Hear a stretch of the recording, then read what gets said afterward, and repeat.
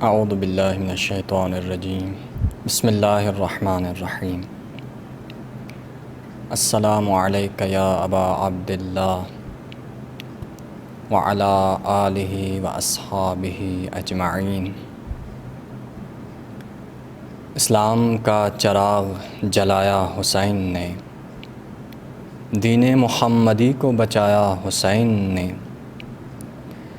اسلام سو چکا تھا ہمیشہ کے واسطے، چھینٹے لہو کے دے کے جگایا حسین نے۔ السلام علیکم ورحمۃ اللہ وبرکاتہ۔ ناظرین گرامی قدر، ذکر حسین کے واسطے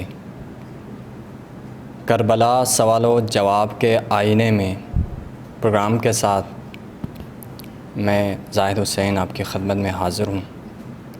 اس پروگرام میں کربلا کے متعلق مختلف سوالات جو ہمارے ذہنوں میں آتے ہیں ان کے جوابات جاننے کی کوشش کریں گے، اور ان سوالات کے جوابات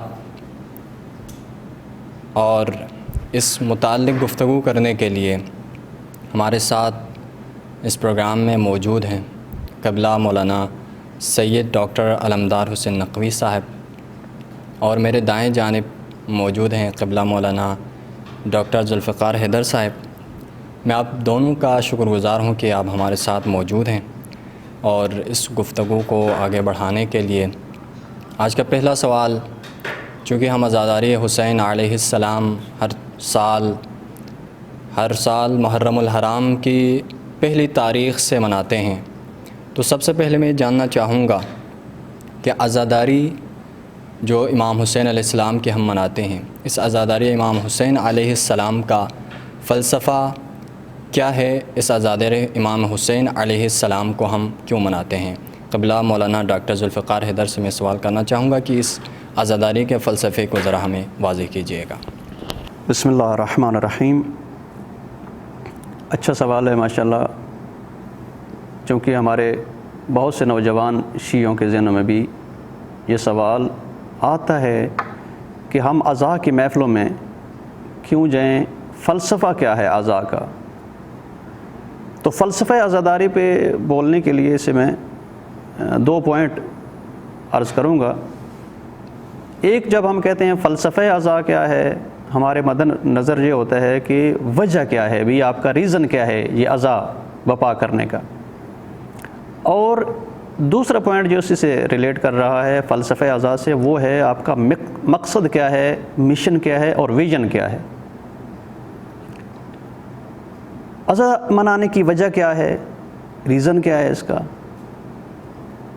ایز اے مومن، جب ہم اپنے آپ کو مومن کہلواتے ہیں، خاص کر شیعہ، تو ہمارے مومن ہونے کے ناطے سے ہماری نیچر کا یہ تقاضا ہے کہ ہم عزائے حسین علیہ السلام منائیں، چونکہ ہم عاشقان اہل بیت علیہ السلام ہیں، مومنین حسین علیہ السلام کی محبت کرنے والے ہیں۔ اس محبت کا یہی تقاضا ہے کہ اپنے محبوب کے غم میں ہم لوگ غمگین ہوں۔ جو امام حسین علیہ السلام کو اپنا مانتے ہیں، رسول خاتم کا نواسہ مان کر اپنا امام مانتے ہیں، اپنے دلوں کا محبوب مانتے ہیں، تو اس محبت کا نیچرلی تقاضا یہ ہے کہ اپنے محبوب کے غم و مصیبت کو دیکھ کر اس میں غمگین ہوا جائے۔ اور تاریخ یہی بتاتی ہے کہ امام حسین علیہ السلام پہ جتنا ستم ہوا ہے، جتنا ظلم ہوا ہے، اس ظلم کے سامنے ہمارا دلوں کا مغموم ہونا ہماری فطری سی بات ہے۔ اور دوسرا کہ مقصد کیا ہے اس عزا منانے کا، مشن کیا ہے، ویژن کیا ہے، وہ ہے امام حسین علیہ السلام کی تحریک کو زندہ رکھنا۔ جس موومنٹ کے لیے امام علیہ السلام نے قدم اٹھایا، جس مقصد کے لیے امام علیہ السلام نے قیام فرمایا، اس مقصد کے لیے اپنے آپ کو مخلص بنا لینا۔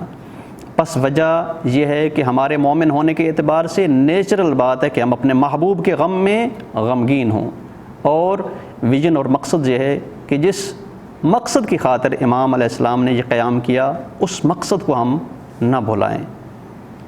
بہت شکریہ۔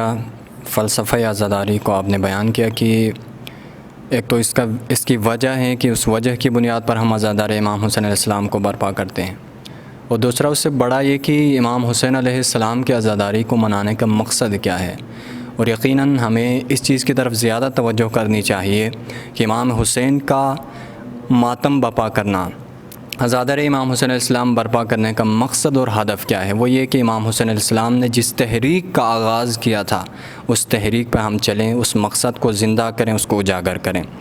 اسی سے ریلیٹڈ دوسرا ایک سوال جو عام طور پر پوچھا جاتا ہے، خاص کر خود امام حسین علیہ السلام کی ذات کے بارے میں، کہ سن 61 ہجری میں آئے یزید نے امام علیہ السلام سے بیعت کا تقاضا کیا تھا، اور اگر بیعت کا تقاضا کیا تھا تو امام حسین علیہ السلام کا اس حوالے سے کیا رد عمل تھا؟ میں قبلہ ڈاکٹر سید علمدار حسین نقوی صاحب سے یہ سوال کروں گا کہ امام حسین علیہ السلام کو اس بیعت کے تقاضے کے بعد امام علیہ السلام کا کیا رد عمل تھا؟ امام علیہ السلام نے کیا میسیج دیا پوری امت کو، کیا پیغام دیا؟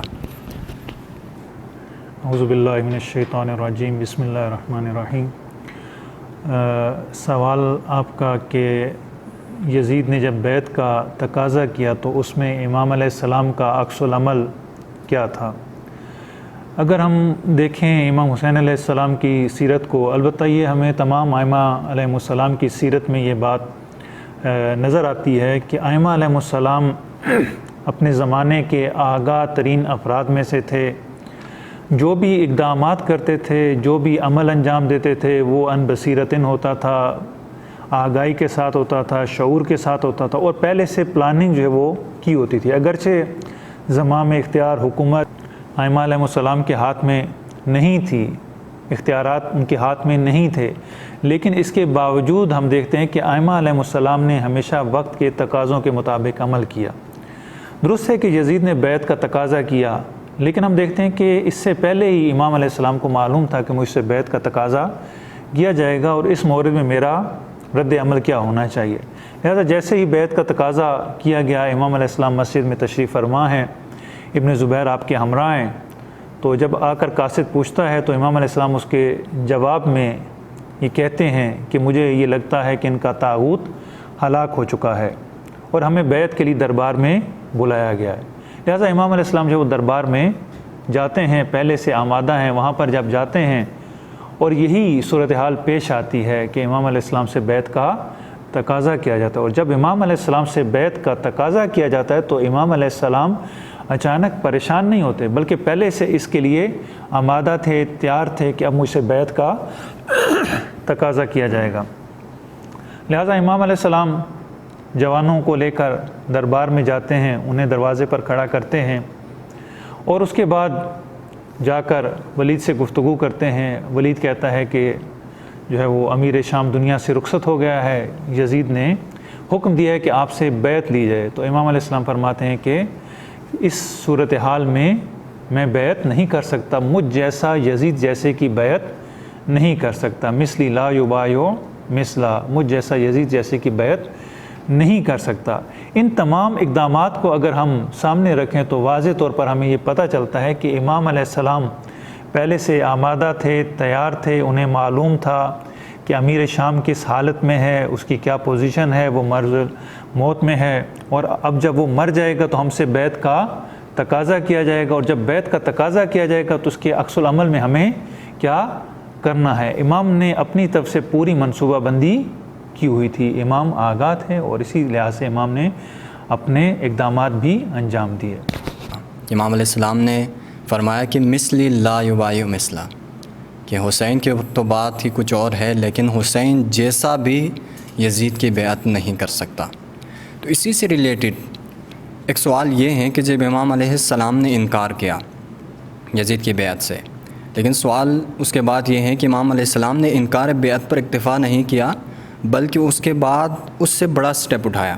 امام علیہ السلام مدینے سے خروج کرتے ہیں، چند مہینے مکے میں قیام پذیر ہوتے ہیں، اس کے بعد کربلا میں تشریف لاتے ہیں، اور وہاں پہ آ کے معرکہ کربلا بپا ہوتا ہے۔ لیکن سوال اس سے ذہن میں آتا ہے کہ معاویہ کے دور میں، کہ جہاں پر امام علیہ السلام موجود ہیں، لیکن اس ٹائم بھی تو بدعات اور جس طرح کی چیزیں ہیں وہ ظاہر ہو رہی ہیں، لیکن امام حسین علیہ السلام اس دوران قیام کیوں نہیں فرماتے؟ اس عصر میں امام علیہ السلام کا کیا عکس العمل تھا؟ امام علیہ السلام نے کیا فرمایا، کیا کیا؟ جی بالکل، جیسا کہ آپ نے کہا کہ اس سے پہلے بھی ایسا ہی دور حکومت موجود تھا، امیر شام موجود تھا، اور یہ اسی کا تسلسل تھا کہ امیر شام جاتا ہے اور اپنے جانے کے بعد پورے انتظامات کر کے جاتا ہے کہ اپنے فاسق و فاجر بیٹے کو اپنا ولی عہد بناتا ہے، اپنے بعد خلیفہ نامزد کرتا ہے۔ تو ایسے میں امام علیہ السلام نے کیوں امیر شام کے دور میں قیام نہیں کیا؟ کیوں جیسے ہی یزید برسر اقتدار آتا ہے، حکومت اس کے ہاتھ میں آتی ہے، امام علیہ السلام قیام کرتے ہیں؟ اس کی وجہ یہ ہے کہ اس کے لیے ہمیں تھوڑا سا تاریخ کے پس منظر میں جانا ہوگا۔ ہم یہ دیکھتے ہیں کہ جب امام حسن علیہ السلام نے قیام کیا، اس کے بعد امام علیہ السلام کو مجبوراً امیر شام کے ساتھ صلح کرنا پڑی، تو یہ صلح فقط امام حسن علیہ السلام کی صلح نہیں تھی، بلکہ یہ امام حسین علیہ السلام کی بھی صلح تھی۔ اس صلح میں دونوں بھائی شریک تھے۔ امام حسین علیہ السلام اپنے بھائی کے تابع تھے، جو بھی انہوں نے اقدامات کیے امام علیہ السلام بھی اس صلح میں شامل تھے۔ بس سب سے بڑی وجہ یہ تھی کہ صلح کے ہوتے ہوئے قیام نہیں کر سکتے، کیونکہ معاہدہ طے پا چکا تھا کہ آپس میں صلح کرنی ہے، اور اس صلح کے ہوتے ہوئے قیام نہیں ہو سکتا تھا۔ دوسری وجہ یہ کہ یزید اور امیر شام میں فرق ہے۔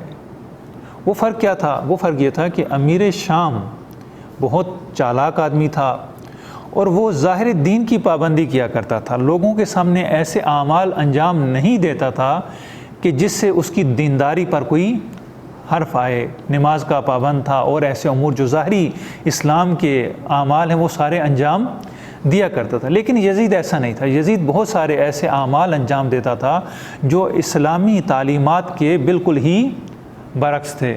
لہٰذا امام علیہ السلام نے آ کر دیکھا کہ امیر شام تو اپنے دور میں ان چیزوں کی ظاہری طور پر رعایت کیا کرتا تھا، لیکن یزید ان چیزوں کی رعایت نہیں کرتا۔ یزید شرابی ہے، یزید دوسرے افعال کبیہ کا مرتکب ہو رہا ہے۔ لہٰذا امام علیہ السلام نے جب یہ چیز دیکھی تو امام علیہ السلام نے اپنے اوپر واجب سمجھا کہ یزید کے خلاف قیام ہونا چاہیے، کیونکہ اگر یزید کے خلاف قیام نہیں ہوتا، چونکہ یزید اسلامی حکومت کا سربراہ ہے، اسلام اگر پہچانا جا رہا ہے تو حاکم کی وجہ سے پہچانا جا رہا ہے، اور جب حاکم ہی فاسق و فاجر ہوگا تو اسلام کا کیا باقی رہ جائے گا۔ لہٰذا امام علیہ السلام نے آ کر یزید کے دور میں قیام کیا۔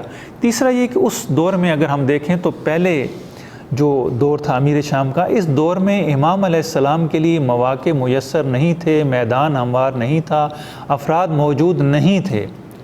لیکن یزید کے دور میں یہ ساری چیزیں امام علیہ السلام کو فراہم ہو جاتی ہیں، قیام کی شرائط فراہم ہوتی ہیں، لہٰذا امام علیہ السلام اس دور میں آ کر قیام کرتے ہیں۔ بہت شکریہ، آپ نے بہترین انداز میں وجوہات کو بیان کی کہ امام علیہ السلام نے امیر شام کے دور میں کیوں قیام نہیں فرمایا۔ ایک اور سوال جو ہمارے ذہنوں میں آتا ہے، اور یقیناً ہر عزادار کے ذہن میں آنا چاہیے، کیونکہ الحمدللہ ہم عزادار حسین ہیں، امام حسین علیہ السلام کا تذکرہ کرتے ہیں، یاد مناتے ہیں، گریہ وزاری کرتے ہیں، نظر و نیاز دیتے ہیں، اور امام حسین علیہ السلام کا نام لیتے ہیں۔ لیکن سوال ہمارے ذہنوں میں یہ پیدا ہوتا ہے کہ امام حسین علیہ السلام کا نام لینے کا ہمیں کیا فائدہ ہوگا؟ عزادار امام حسین علیہ السلام کا فائدہ ہمارے لیے کیا ہے؟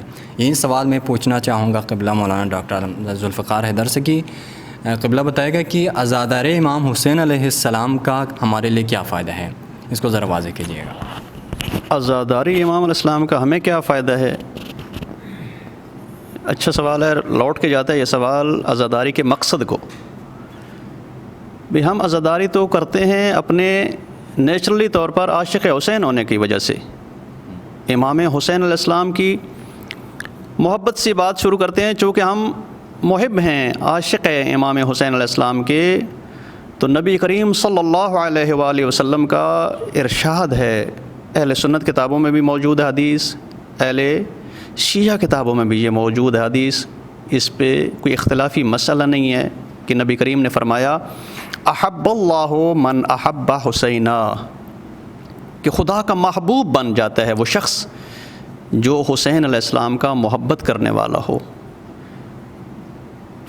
عشق کا فائدہ کیا ہے؟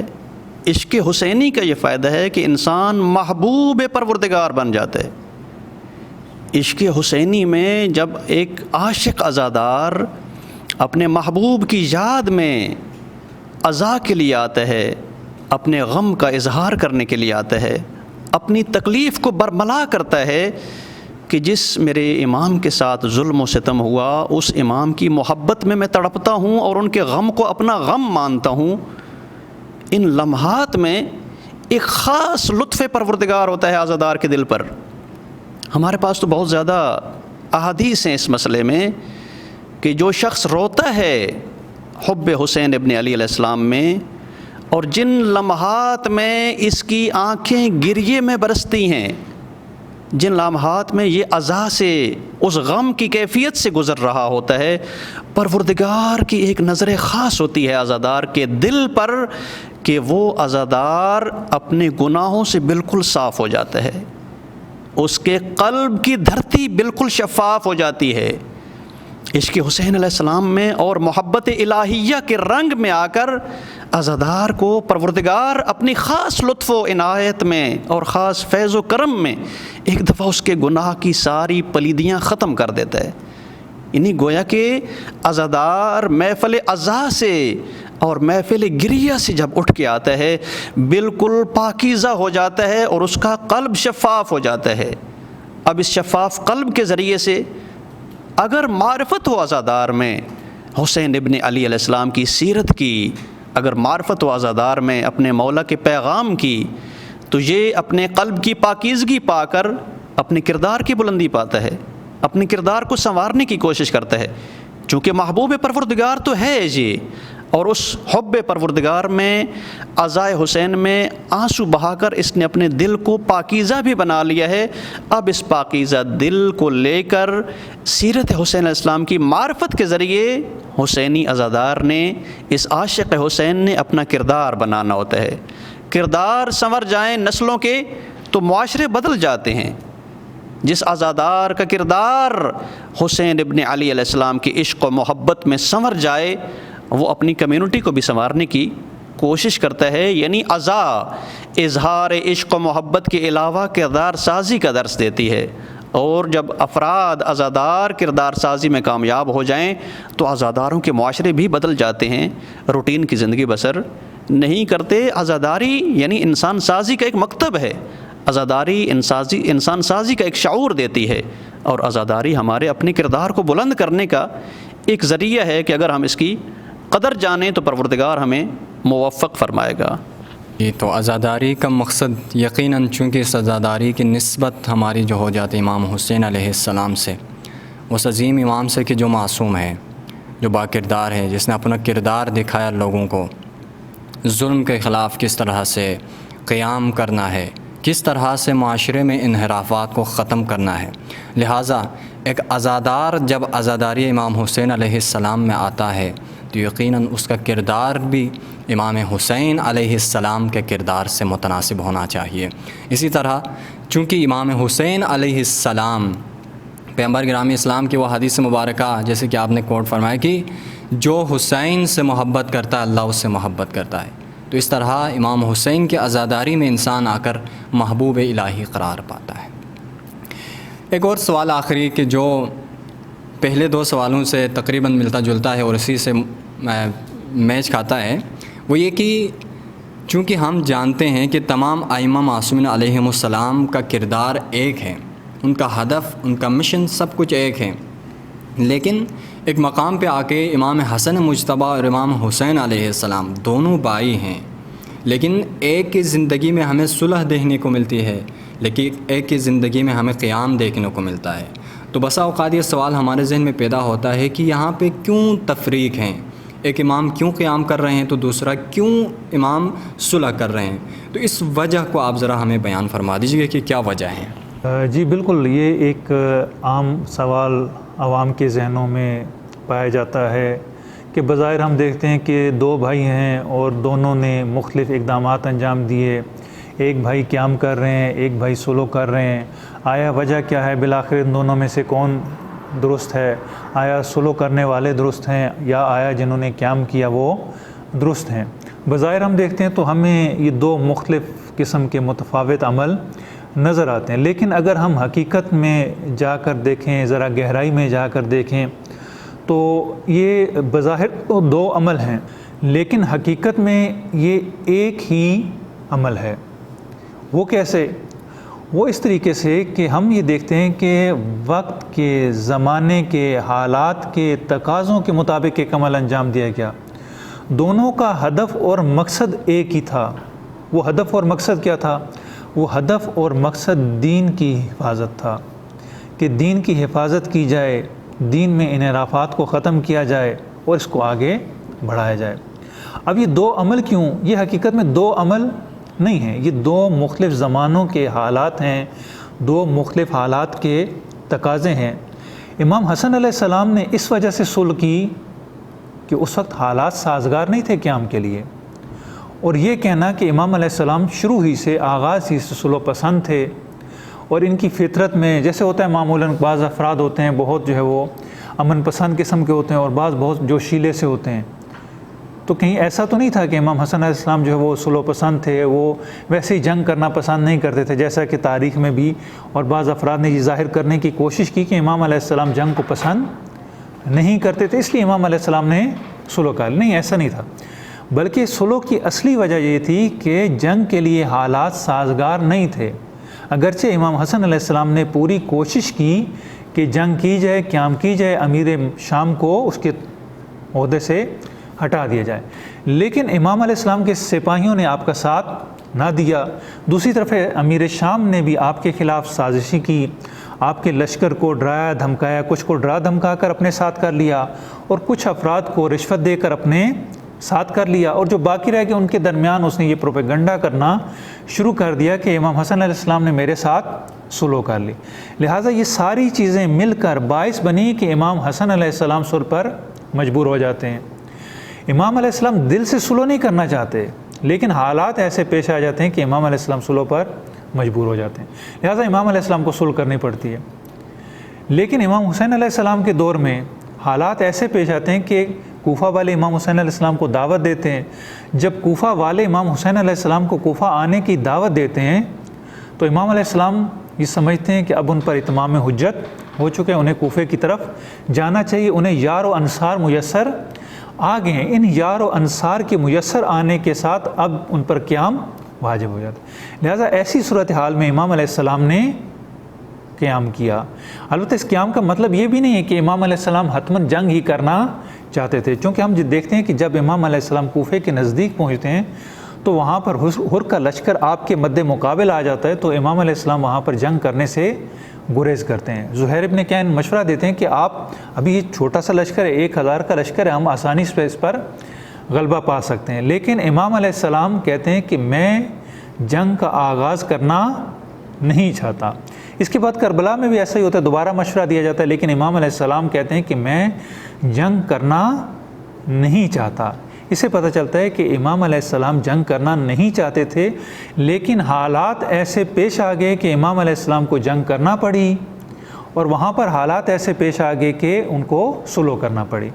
گویا یہ ایک ہی افراد کے دو عمل تھے، یعنی ایسا نہیں کہ دو متفاوت عمل ہوں، درست ہے کہ دو شخصیات ہیں، دو بھائی ہیں، لیکن دونوں کے عمل کے اوپر، اقدام کے اوپر جو حاکم سیرت ہے وہ ایک ہی ہے۔ دونوں نے دین کی حفاظت کرنی تھی اور دشمنان اسلام کے مقابلے میں اسلام کی حفاظت کرنی تھی۔ ناظرین، یہ بہت اہم سوال تھا، اور یقیناً اس مختصر سی گفتگو میں ہم اس سوال کو اتنا واضح انداز میں بیان نہیں کر سکے، اگرچہ قبلہ نے کوشش کی ہے کہ امام حسین علیہ السلام نے کیوں قیام کیا اور امام حسن مجتبیٰ علیہ السلام نے کیوں صلح کیا۔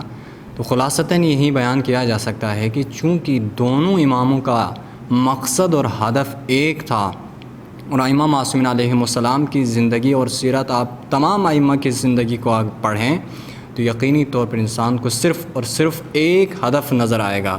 اب ممکن ہے کہ اس ہدف کے لیے کہیں پہ صلح کرنے کی نوبت آتی ہو، اور کبھی اس ہدف کو حاصل کرنے کے لیے قیام اور جنگ کرنے کی نوبت آتی ہو۔ اور اسی کے ساتھ آج کے پروگرام کو ہم یہیں پہ اختتام کرتے ہیں۔ انشاءاللہ ایک نئے پروگرام کے ساتھ آپ کی خدمت میں حاضر ہوں گے، تب تک کے لیے اللہ حافظ۔